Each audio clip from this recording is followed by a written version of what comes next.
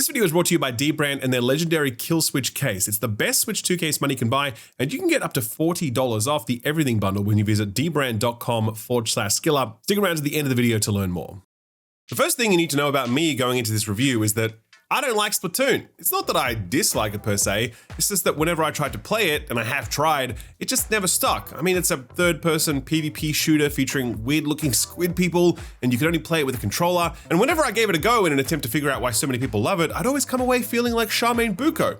I tried it, it wasn't for me. I'll go you one further. I actually got invited to a hands-on preview for Splatoon Raiders at Nintendo HQ a few weeks ago, played around 2 hours of it, and despite the fact that this is exclusively a PvE game, I still came away feeling the same way. It's nice, but it's not for me. However, in the cab ride back to the airport, I do remember thinking that there was something to this, something that was really working.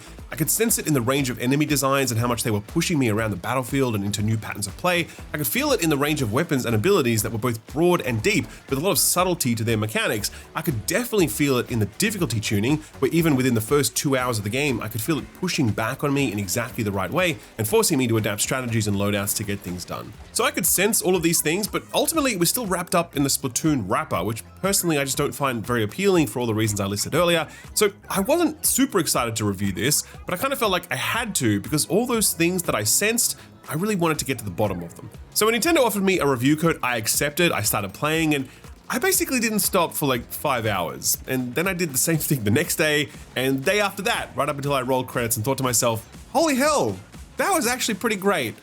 Does this mean I like Splatoon now?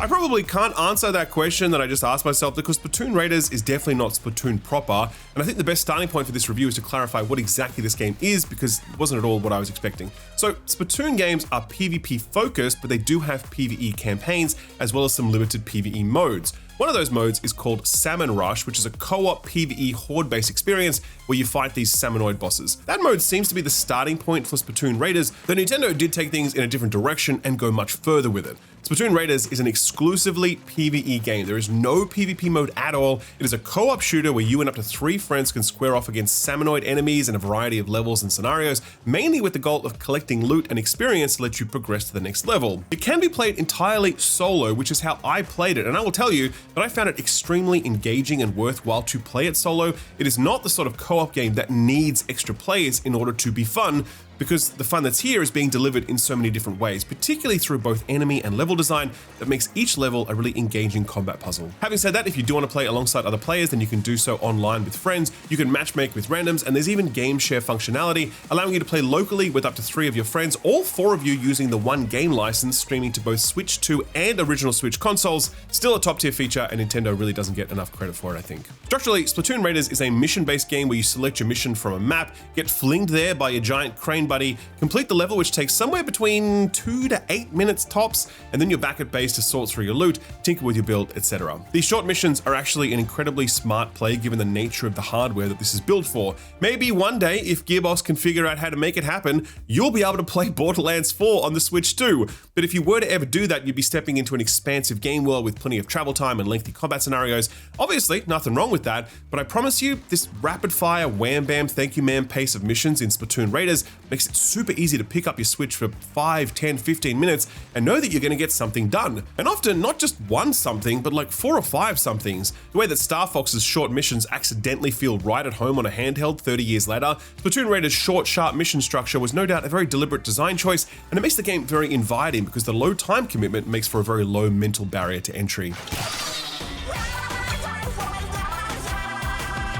But none of that will count for anything if the game wasn't fun as hell to play. And I will admit, having now spent a prolonged amount of time with Splatoon's core gameplay, I get it. Splatoon's gameplay is that classic low floor, high skill ceiling experience that lets everybody play, but also allows the truly skilled to strut their stuff. If you're unfamiliar, it's a third-person shooter that uses both the controller sticks and the gyro to aim, and that's its own rewarding skill set to master. It's about shooting bad guys with paint or ink, but it's also about inking the area around you, since that allows you to move freely and keep your ink levels up. That makes it a game of territory zone control while also having elements of a movement shooter, and here in this PvE rendition, it's also a co-op horde shooter that that absolutely demands that you make smart choices about your positioning, your cooldown usage, your target prioritization, and more. It's a game that feels as strategic as it does mechanical, and these subtleties really only reveal themselves to you over time, because at the beginning, this just feels like a game about throughput. Like you just point and shoot your ink gun at the big unmissable targets, and that's it, right? No, absolutely not. There is so much more to it than that. And by the time the credits rolled, I was like, wow, this is actually an incredibly well-designed video game.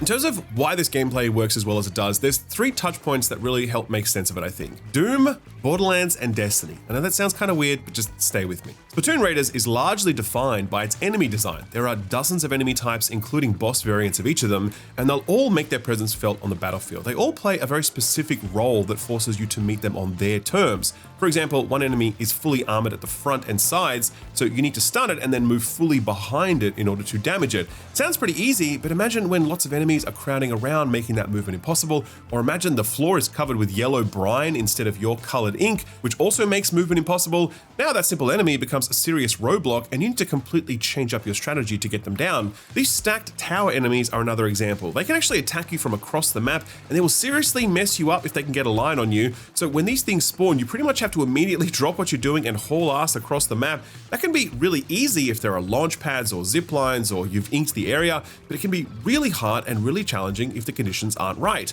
Flying enemies are another great example because they often require the help of this little guy, your robot digger pal. This thing follows you around at all times, and it does so automatically, but you can also call it over to you with a press of a button.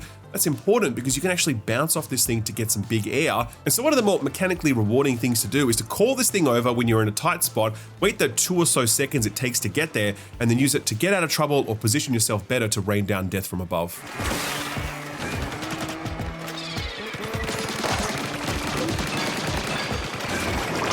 Obviously, Doom does not have the monopoly on this idea of combat chess, since most horde shooters and looter shooters will have a similar design approach, but for me, the Doom comparison feels the most apt because of the small arena spaces that you're fighting in, how distinctive each of these enemies are, and how much pressure each of them are putting on you at all times. I've recently been playing through the Doom Dark Ages DLC, and then making the jump over to Splatoon Raiders, I kept thinking to myself, damn, this is making me feel so many of the same things that Doom was making me feel, and asking me to approach the combat puzzle in the same way. And difficulty-wise, man, I played this on normal mode, and I wouldn't say it's hard, but I would say that I could never be complacent. I could never cruise my way to a victory. I had to be fully engaged, otherwise I would be overwhelmed, or I wouldn't be efficient enough to hit the timer in timed missions. It's honestly a bit of a masterclass in difficulty tuning, and given how many enemies there are and how many mission types there are, it would have been extremely difficult to dial this in so precisely, especially given how much power the player has to completely transform their build through weapon, gear, and ability choices.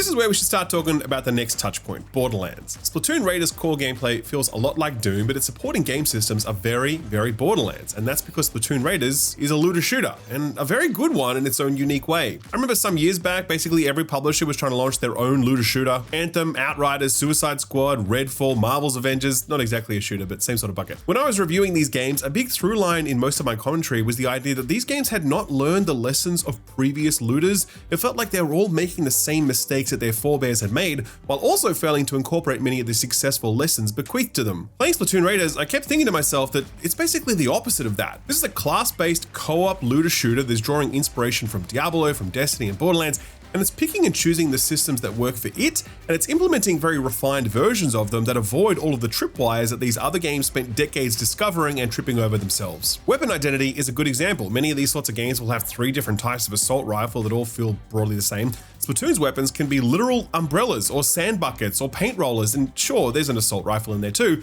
but it feels like the exception within an arsenal of weaponry that's almost always novel and inventive. Many looters will flood you with endless amounts of useless loot in an attempt to make runs feel rewarding, rewarding, when in reality, all you're getting is the hassle of having to break this stuff down into crafting components. Splatoon Raiders sidesteps that by handing out loot fairly sparingly, but when it does drop, it's almost always useful to you in some way, especially when you get into the late game and higher rarity items begin dropping that can have some very powerful perks attached. Often these games will force you to grind shit out in ways that you don't really want to, but again, Splatoon spares you that by being generous with its currencies and by simplifying the manner of collecting those currencies and making it super clear what you'll need for certain upgrades and exactly where to get it. Often these games have boring ass talent trees that give you like 1% more crit when you're crouching or some bullshit. Splatoon Raiders has no talent tree. Instead, it has a robust but simple to use gear system that lets you customize your character, and every choice matters because every item or upgrade you equip brings a chunky benefit or augments your playstyle in interesting ways. The best showcase for this are the equipable gadgets. There are 3 tanks that you can equip, and each of them allow you to equip up to 3 gadget types,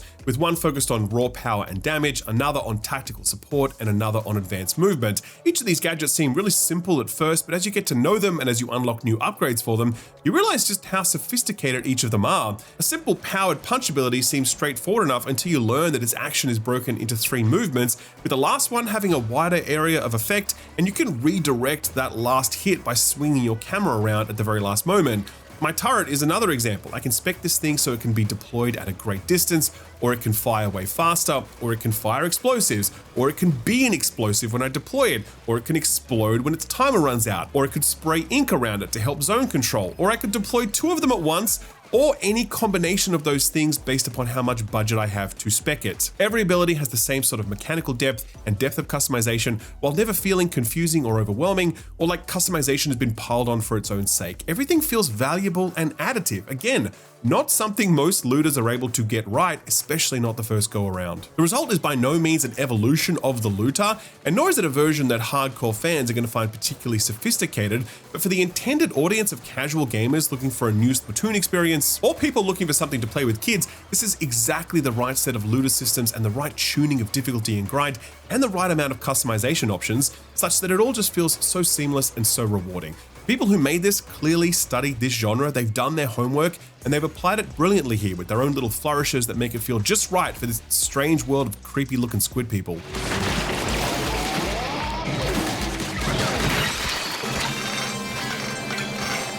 So we've done Doom and Borderlands. What about that Destiny comparison? Well, there are 2 things that spring to mind for me. Number 1, Destiny used to do this thing where it would drop loot for you that you couldn't use on your current class, which was essentially incentivizing you to roll other classes. People hated that feature, but I always thought it was cool. Splatoon Raiders does a similar thing, giving you upgrades that benefit tanks and gadgets that you aren't currently using in an attempt to get you experimenting with those things. There are even mission types that give you extra rewards if you complete them using all 3 tank types, so that's really nice. More importantly though, I feel like Destiny was a looter that was very inventive with mission variety. You weren't always just farming the open world in Destiny. You had open world spaces and strikes and horde modes and raids, etc. Now obviously Splatoon Raiders isn't that broad or diverse, but it's definitely not doing just the same thing over and over again. There's a surprising amount of mission variety here, and it all works super well. There are missions that see you mining crystals in an area and you sort of have to patrol it to maximize your yield. There are linear missions where you have to get from one end to the other and find secrets along the way. There are dungeon style encounters that see you face off against escalating threats culminating in boss battles. There are traditional mini boss rush encounters, and there are also big showcase bosses with multiple phases and really interesting mechanics. Speaking of interesting mechanics, there are also puzzle-style levels that give you access to just one gadget, and the developers kind of teach you the intricacies of that gadget by getting you to use it in more complex ways. Some of these levels are really tricky, by the way, but they're always surprising in just how much the developers have been able to squeeze out of something as simple as a double jump or a powered melee strike.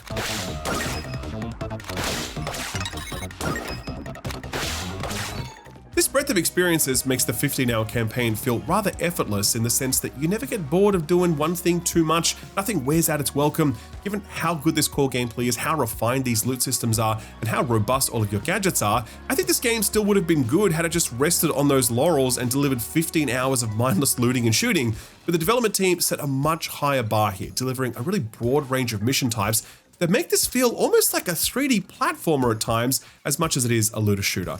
Trust me, you're going to be consistently surprised and impressed by how much and how often Splatoon Raiders mixes things up.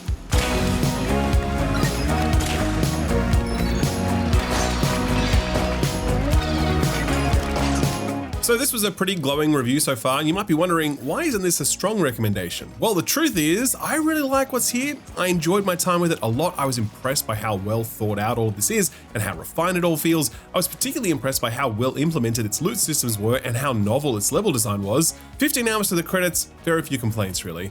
But honestly, I don't really feel the urge to keep playing past the credits and to push into the endgame, since Splatoon Raiders' biggest weakness is that it's a very finite progression and customization model, and it lacks some of the spikiness that can give these games really long-term appeal. The downside of Splatoon Raiders reflecting the lessons and failures of other looters is that the game seems a little afraid of experimenting beyond that history and potentially making mistakes of its own. I think this is a game best understood in the context of its inspirations, because outside of the core Splatoon gameplay, which is obviously borrowed from the core franchise, Splatoon Raiders feels like an amalgam of looter shooter game systems you've seen and experienced elsewhere, rather than something truly unique. Now that makes for a really nice 15 hours because you're carried by the campaign experience and all the surprise that comes with that, and all of the loot, progression, and customization systems you're interfacing with are a nice complement to that. But when that campaign is over, it falls to those systems to keep you invested, and I just don't think they're quite up to the task to keep you on the hook. At least they weren't for me. But I walk away from Splatoon Raiders extremely happy that I played it. I don't need this to be a game that I put 100 hours into.